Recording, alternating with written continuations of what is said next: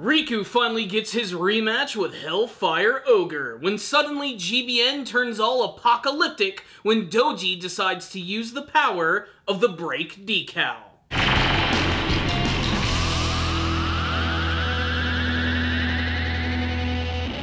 This is an episode of Gundam Build Divers that I was really looking forward to, the big rematch between Riku and Hellfire Ogre, and unfortunately it doesn't really get to happen in this episode, as Doji, the younger brother of Hellfire Ogre, has taken it upon himself to use the power of the brake decal, which not only makes his mobile suit incredibly powerful, but completely causes the entire world of GBN to glitch out, thus causing all sorts of trouble. That being said, this is still a pretty stellar episode of Gundam Build Divers, which is still packed to the brim with all sorts of homages and references to the classic Gundam anime franchise, some of which I'm really glad we're here. Anytime there's a reference to 0080 War in the Pocket, I get really excited because that's one of the most underrated Gundam anime series of all time. It's a 6-episode OVA, but it might be one of the best Gundam animes that I've ever seen, and a lot of the visuals from that actual series were translated into this episode, with Riku and his team battling against Hellfire's team,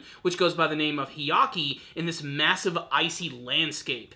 It was pretty awesome. I especially love all of the love that Gundam Age is continuing to get, as Gundam Age is still considered to be one of the most hated Gundam animes of all time, and in my humble opinion, it's really not that bad at all. I especially love the mobile suit design from that series, and I love that Doji is using an upgraded version of the Vegan mobile suit he used last time. Now he is using the signature mobile suit of Zeheart Gallet from Gundam Age, known as the Ghirarga. His is known as the Geara Ghirarga, and when combined with the power of the brake decal, transforms into something that I can only describe as a massive monster like something out of G Gundam. It kind of gave me vibes of the Devil Gundam, with it constantly being able to repair itself and having all of these massive bladed tentacles explode from its back.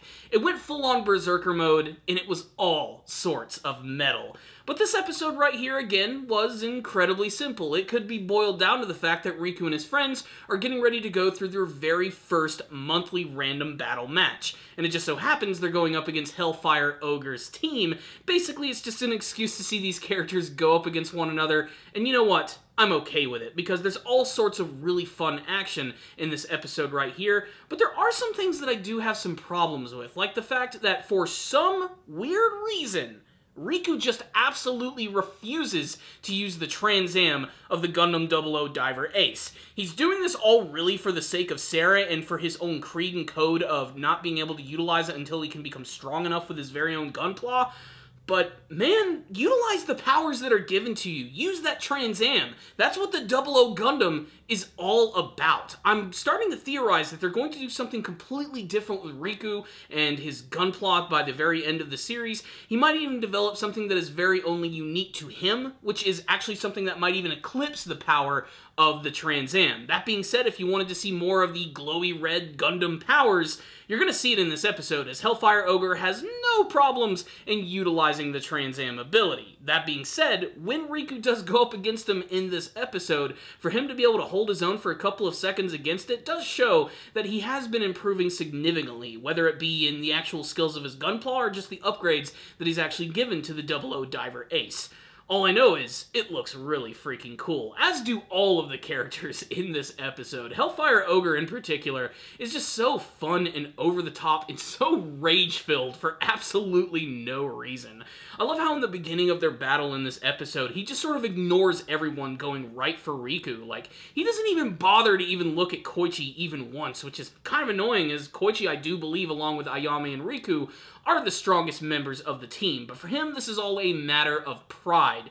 He wants to see how far Riku has come, and he is just ready to throw down.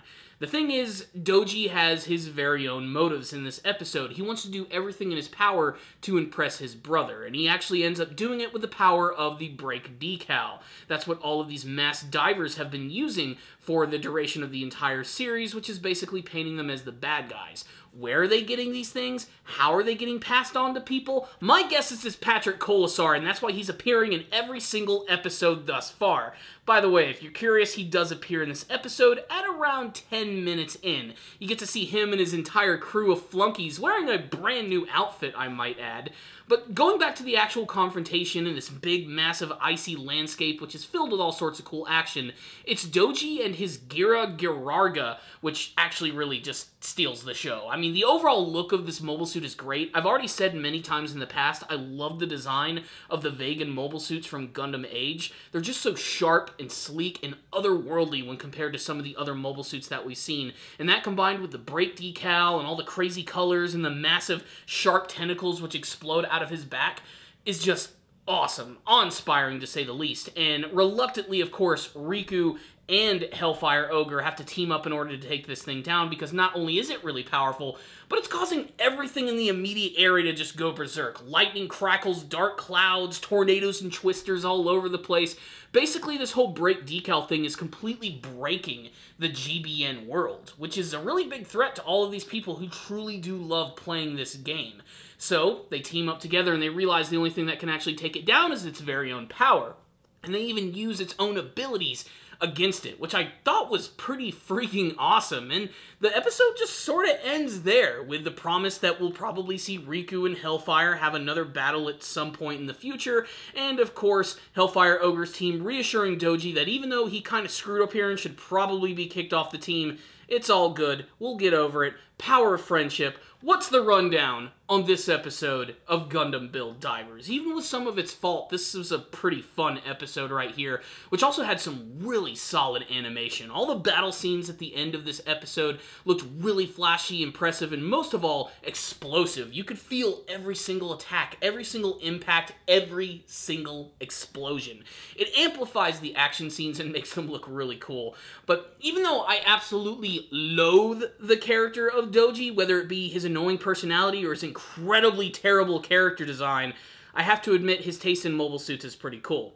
Getting to see Zeehart Gallet's actual mobile suit in this episode upgraded, going crazy and berserk, just looked awesome. It just left such a big impression in my mind. A lot of really great, iconic imagery from this episode, which again, picks and pulls from certain parts of the Gundam lore, while still managing to retool it and make it its own. That's what this entire series is all about, outside of being a really flashy toy commercial. But flashy, it certainly is. Like I said though, I do have some problems with the fact that Riku just refuses to use the Trans Am ability. I don't know what it is about that concept, but it really irritates me.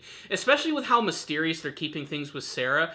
I mean, the chick doesn't use Gunpla. She doesn't really know anything about any of this stuff. She's always just in this world. They never question why she's there, what her backstory is, or anything. It just seems kind of lazy in my opinion. But then again, this is Gundam Build Fighters series. This isn't like trying to reinvent the wheel. It's basically just fan service for Gundam fans. And in that regard, it's certainly doing a really good job with that. If anything, the show is still really entertaining to watch. If only for the action scenes and the cool mobile suits and the variations. But I think this is the first episode that's really starting to dive, you see what I did there, into the actual meat of this story. We're finally starting to see what the main threat is going to be, and it's going to be all about these mass divers, these break decals, who it is who's actually distributing them, and why. It's all a mystery as to why this mysterious cloaked figure is actually doing this. And I do love how in this episode they are sort of showing that Ayame is very conflicted with everything that's going on, as she clearly is working with this guy.